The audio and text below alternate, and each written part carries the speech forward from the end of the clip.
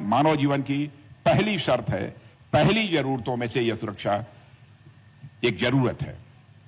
और साथियों, यह भी बड़ा महत्वपूर्ण है कि सुरक्षा का कोई निश्चित दायरा नहीं है। जैसे जैसे समय बदलता जा रहा है, सभ्यता जैसे जैसे आगे बढ़ती जा रही है, साइंस एंड टेक्नोलॉजी का जैसे डेवलपमेंट होता जा रहा है, सुरक्षा को लेकर खतरों के दायरे भी उसी अनुपात में लगातार बढ़ते चले।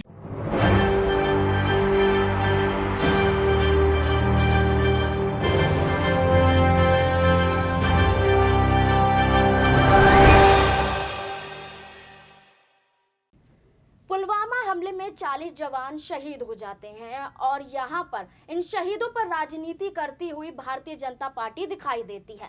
प्रधानमंत्री नरेंद्र मोदी किस कदर यहाँ पर सत्यपाल मलिक को फोन कर कर चुप रहने की सलाह देते हैं, तो वहीं दूसरी तरफ राजनाथ सिंह जो उन पर सवाल खड़े होते हैं कि उन्होंने सुरक्षा के इंतजाम नहीं किए थे।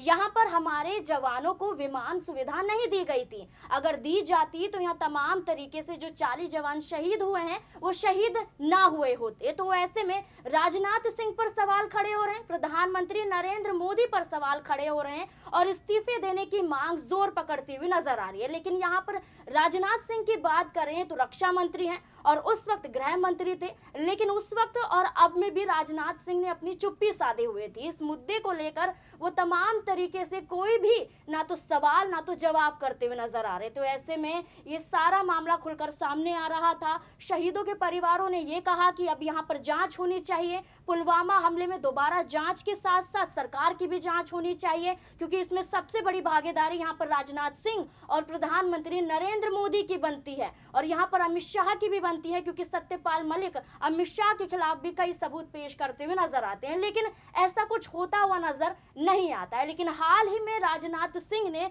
सुरक्षा को लेकर एक बहुत बड़ा बयान दिया है, जिस बयान के तहत वो खुद ही फंसते हुए नजर आ रहे हैं। क्या कुछ कह रहे हैं, देखिए इस रिपोर्ट।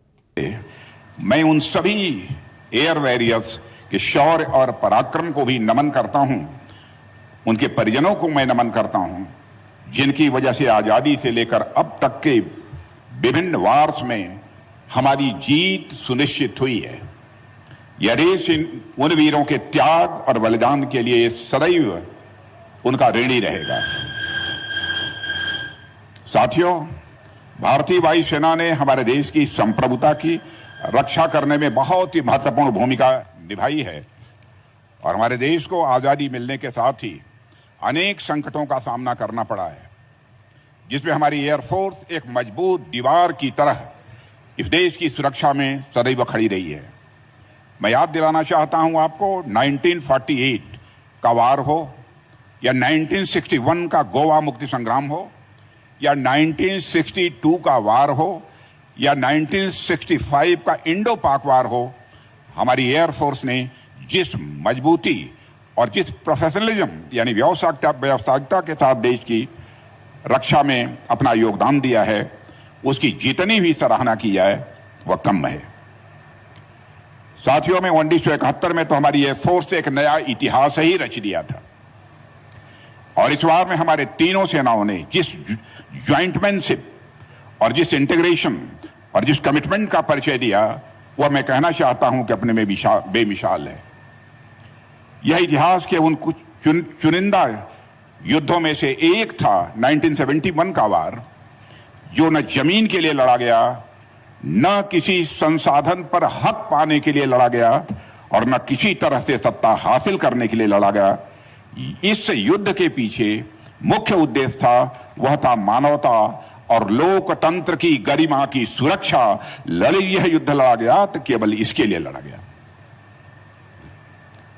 इस युद्ध ने यह सिद्ध किया कि हमारे देश में लोग, हमारे देशवासी इस बात में यकीन करते हैं कि injustice anywhere is a threat to justice everywhere, और इसलिए किसी भी प्रकार के इनजस्टिस के खिलाफ खड़ा होना यह हमारा कर्तव्य बनता है और उसी कर्तव्य का हम लोगों ने 71 में निर्वाह किया था, विजय हासिल की थी।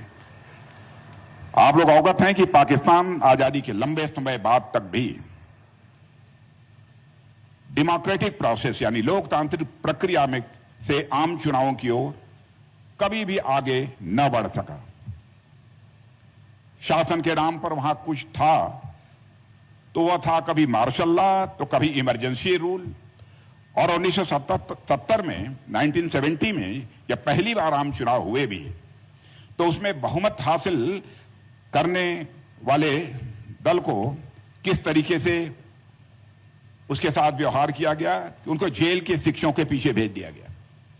न केवल उन्हें जेल भेजा बल्कि इस दौरान मानवाधिकारों की मांग करने वाले आम और निर्दोष नागरिकों का बड़े पैमाने पर पाकिस्तान में नरसंहार भी किया गया। ऐसे में वहां की जनता को ऐसी क्रूर सत्ता से मुक्ति दिलाना हमारे देश का, मैं समझता हूं, यह राजधर्म भी था और हमारे देश का यह राष्ट्र धर्म भी था और हमारे देश का यह सैन्य धर्म भी था, जिसका हमारी एयरफोर्स ने और हमारे देश के रक्षा के जवानों ने उसका पालन किया है, इन धर्मों का पालन किया है। बड़े ही शार्ट नोटिस पर अपनी स्ट्रेटजीज के बल पर वार में विजय हासिल करना और विजय हासिल करने के बाद भी वहां किसी तरह का पॉलिटिकल कंट्रोल इंपोज न करना और उनकी सत्ता देकर वापस आ जाना न केवल हमारे शौर्य बल्कि हमारी सांस्कृतिक उदारता का बड़ा प्रतीक है।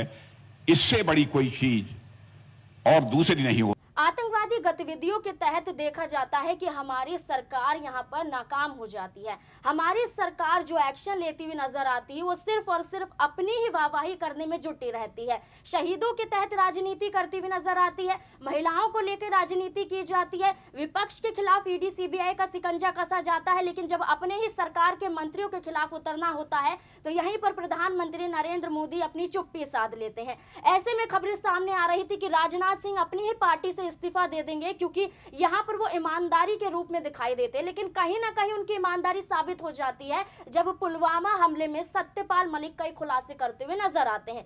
तो अब ऐसे में देखा जाए तो राजनाथ सिंह की ये चुप्पी यहाँ पर भारतीय जनता पार्टी को फंसाती हुई नजर आ रही है।